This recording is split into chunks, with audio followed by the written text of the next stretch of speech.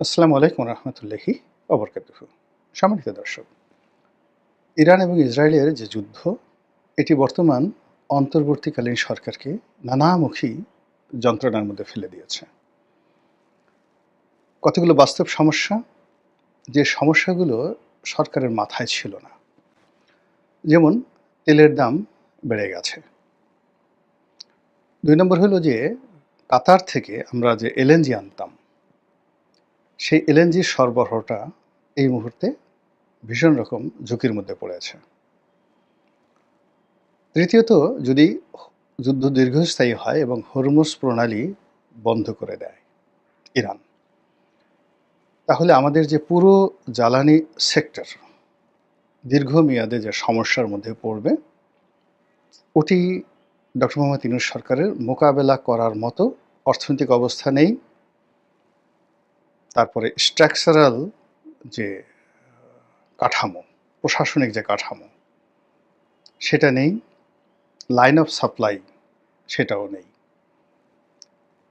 শেখ হাসিনার জামানাতে আমরা জ্বালানি তেলের একটা বিরাট অংশ ভারত থেকে আমদানি করতাম এবং ভারত ইরান থেকে তেল আনতো, তারপর যেটা ক্রুড অয়েল রাশিয়া থেকে তেল আনতো এবং সেটা রিফাইন্ড করে তারা আবার যে এক্সপোর্ট করতো সেটা পাইপলাইনের মাধ্যমে আমরা আনতাম।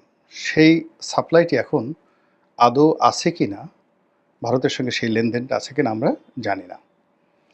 ২ নম্বর হলো যে আমরা ইতিপূর্বে সেই এলএনজির জন্য আমরা স্পট মার্কেট থেকে যেভাবে কিনতাম, সেই সাপ্লাইটিও এখন আগের মতো নেই।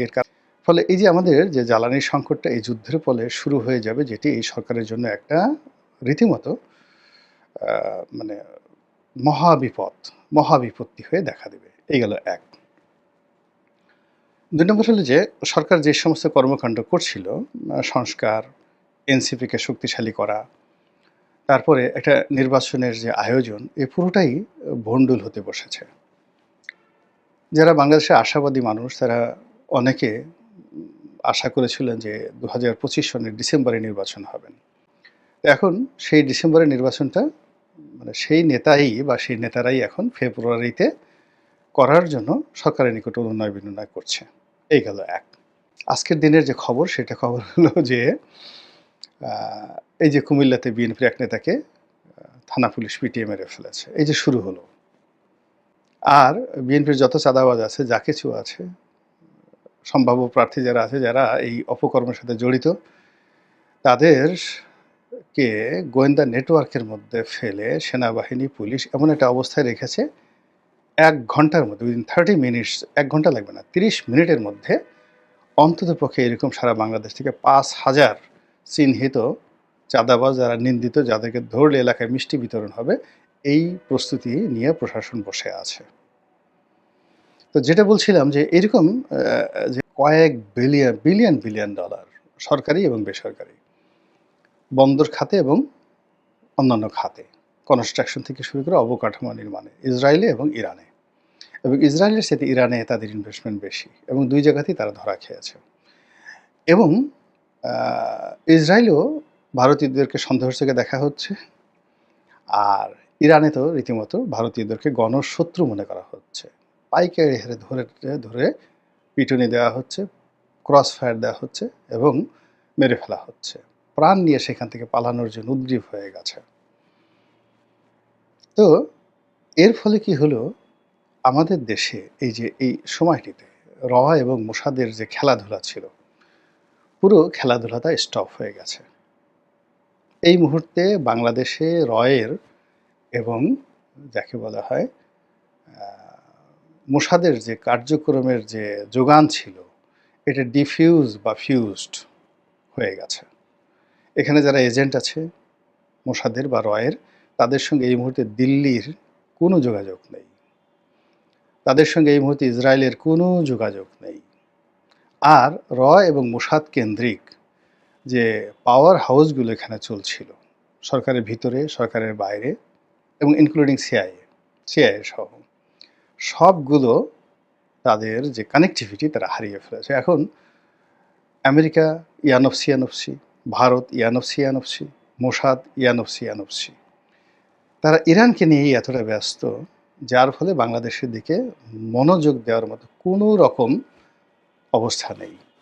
এখন ডক্টর মোহাম্মদ স্বয়ং ইউনূস যদি আমেরিকাতে যান, তো সেখানে পররাষ্ট্র মন্ত্রণালয়ের কারোর সঙ্গে তিনি দেখা করতে পারবেন না। মানে মার্কিন স্টেট ডিপার্টমেন্টের কারোর সঙ্গে তিনি দেখা করতে পারবেন না। This is the reality. তো এই রিয়ালিটিতে ডক্টর মোহাম্মদ ইউনূস সরকারের জন্য কী সমস্যা হতে পারে? হতে পারে সেই সমস্যা যে সমস্যাটা এখন ইসরায়েলের হচ্ছে। অর্থাৎ ইসরায়েলকে আরব বিশ্ব যেভাবে ভয় পেত, ইরান যেভাবে ভয় পেত যে তারা ১ মিনিটের মধ্যে সবকিছু উলটপালট করে দিতে পারে, সেই ভয়টা কেটে গেছে। কেটে যাওয়ার ফলে কি হচ্ছে, ইসরায়েল যা, তাকে সেটাই নিয়ে যুদ্ধ করতে হচ্ছে। অর্থাৎ তার যা কিছু আছে এবং সে যা কিছু করতে পারে, দ্য রিয়ালিটি এখানে ফুলিয়ে ফাঁপিয়ে কোনো কিছু করার সুযোগ নেই ইসরায়েলের এই মুহূর্তে। এবং ইসরায়েলকে এখন আমাদের যেটা মনে হচ্ছে সেটা হলো, ইসরায়েলকে আমরা যেটা মনে করতাম, অর্থাৎ ইসরায়েলের ক্ষমতা যদি ১ থাকে, আমরা সেটাকে ১০০ গুণ বড় করে ইসরায়েলের ভয় পেতাম। আবার ইরানকে আমরা যত ছোট মনে করতাম, ইরানের এখন যে শক্তিমত্তা দেখাচ্ছে, সেই শক্তিমত্তার ১০০ ভাগের ১ ভাগ আমরা তাকে মনে করতাম, ইরানকে। তাহলে ওইদিকে যদি ১০০ আর এদিকে ১০০, এই দুটো যদি পূর্ণ করেন, তাহলে ২ এর মধ্যে ডিফারেন্স হয়ে গেছে ১০,০০০ গুণ। ১০০ ইন্টু ১০০, ১০,০০০ গুণ ডিফারেন্স হয়ে গেছে বিটুইন ইসরায়েল অ্যান্ড ইরান। বাংলাদেশে একই অবস্থা। বাংলাদেশে ডক্টর মোহাম্মদ ইউনূসকে আমরা প্রথম থেকেই তিনি যা, তার চেয়ে ১০০ গুণ আমরা বড় করে তাকে দেখেছি। তিনি নোবেল লরিয়েট, তিনি আমেরিকার বন্ধু। ইউনূস সাহেব যদি চান, চীনের প্রেসিডেন্ট হাসে।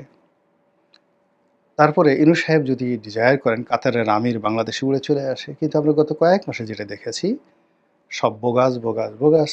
অথচ লন্ডনে তিনি যে কাজে গেছেন, তার চেয়ে ১০০০ গুণ গুরুত্বপূর্ণ বৈঠক ছিল ফ্রান্সে, তিনি সেখানে যাননি জলবায়ু সংক্রান্ত। কাতারে তিনি গেছেন, সেখানে আমিরের সঙ্গে তিনি বৈঠক করতে পারেননি। এরপর তিনি জাপানে গেছেন। জাপানে গিয়ে একটা বৈঠক করেছেন বটে, তবে সেই বৈঠকটা কেবলই মাত্র জাপানকে দেওয়ার জন্য। জাপান বাংলাদেশের একটা প্রকল্পে, ভারতের জন্য যে প্রকল্পটা হয়েছে, অর্থাৎ শেখ হাসিনার জমানাতে ভারত মানে বাংলাদেশের যে ইন্টারনাল কানেক্টিভিটি, রেল ব্যবস্থা, এই রেল ব্যবস্থা নির্মাণের জন্য একটা চুক্তি করেছে এবং সেই কাজটি জাপানি কোম্পানিকে দেওয়া হয়েছে। তো সেই ডক্টর মোহাম্মদ ইউনূস গত ১০ মাসে আমরা তাকে যত বড় মনে করেছিলাম, সেটা কমতে কমতে কমতে কমতে একেবারে শূন্যে আসেনি। এখনও 10-20% এখনও অনেক লোক মনে করে বাংলাদেশে যে তিনি বাংলাদেশের রত্ন, তিনি বাংলাদেশের গর্ব। ১০০০ বছর এরকম লোক সৃষ্টি হয় না। বাংলাদেশের যেমন ব্রিটেনের রাজার সঙ্গে তার একটা ছবি, সেই ছবি দিয়ে আমাদের অনেক ইউনূস ভক্ত মন্তব্য করছেন যে রাজা যাবে, রাজা আসবে, কিন্তু ইউনূস যাবে, ইউনূস আসবে না। পৃথিবীতে ইউনূস একটাই। যাই হোক, এখন আপনি যদি কারো প্রশংসা করতে চান, তো আপনি করতে পারেন। তো সেইভাবে ইউনূস যারা বন্দনা করছেন, তারা সেইভাবে ইউনূসকে এখনও সেই মানে তিনি যা, তার চেয়ে আরও ২০ গুণ বড় করে দেখছেন, যেটা জুলাই আগস্টের সময় ১০০ গুণ ছিল। এখন এই যে ২০ গুণ তাকে বড় করে দেওয়া হচ্ছে, এটা যাকে বলা হয়, যদি একটা বেলুন ধরেন, ফানুস, সেই বেলুনটি এই ইরান এবং ইসরায়েল যুদ্ধের ফলে একদম ফুটো হয়ে যাচ্ছে। ফলে এখন ডক্টর মোহাম্মদ ইউনূসকে আমেরিকার ভয় দেখিয়ে, ইসরায়েলি লবির ভয় দেখিয়ে, ইউরোপের ভয় দেখিয়ে এই বাংলাদেশের একটা তেলাপোকাকেও নিয়ন্ত্রণ করা সম্ভব নয়। ফলে এখন সত্যিকার অর্থে দিস দ্য টাইম যেখানে he has to prove himself. I am doctor Yunus, I can do XYZ, I cannot do XYZ। তিনি যেটা পারবেন সেটাই তাকে এখন করে দেখাতে হবে, আর তিনি যেটা পারবেন না সেটাও এই মুহূর্তে তাকে প্রমাণ করতে হবে এবং এটা ধরা পড়ে যাবে না। এবং কোনো রকম তাকে নিয়ে আবেগ এই সময়টাতে কাজ করবে না। এই সময়টাতে তেলের মূল্য, এই সময়টাতে অ্যাডমিনিস্ট্রেটিভ যে সকল সমস্যা রয়েছে, এই সময়টাতে বিএনপির সাথে তার যে দূরত্ব রয়েছে, যা কিছু রয়েছে, পুরোটাই অ্যাব অরিজিনাল হয়ে যাবে। Not only original, aboriginal. সেই অ্যাব অরিজিনাল পরিবেশ এবং পরিস্থিতি তার জন্য যে কতটা বিপদ এবং বিপত্তি আগামীতে ডেকে নিয়ে আসবে, শুধু অপেক্ষা করুন আর দেখতে থাকুন। আল্লাহ আমাদের সবাইকে হেদায়েত দান করুন এবং হেফাজত করুন। আসসালামু আলাইকুম ওয়া রাহমাতুল্লাহি ওয়া বারাকাতুহু।